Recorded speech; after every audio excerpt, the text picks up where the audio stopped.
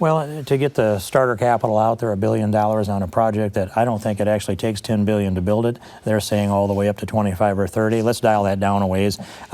Excuse me, the 10 to the $15 billion category should do what they want to do. We need to get the project started.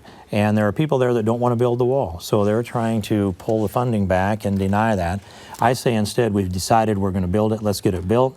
It was always up to Donald Trump to figure out how to get the Mexicans to pay for it. That was never part of my promise, and yet I will say that there are a lot of ways to do the math on this, and one of them is to look at the companies that have decided to relocate back into the United States. Black & Decker is one that said we're going to put the U.S. brand back on Black & Decker.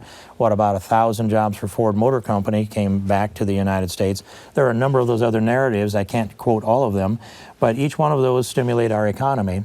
And then there's a series of other dynamics, and perhaps we will end up putting a duty on dollars that are wired south of the border, and some of that is drug laundered money. So, and if we take all of the resources that are confiscated from the drug cartels and put them into the wall, I think we'll get to that point where one day they'll be able to say, yes, they did pay for it. But the biggest damage is this: 80 to 90% of the illegal drugs consumed in America come from or through Mexico. And we're watching as tens of thousands die to drug overdose in this country every year. I believe it's 52,000 Americans die to drug overdoses, and about 33,000 of them are opioid, which is essentially heroin or prescription drugs in this country.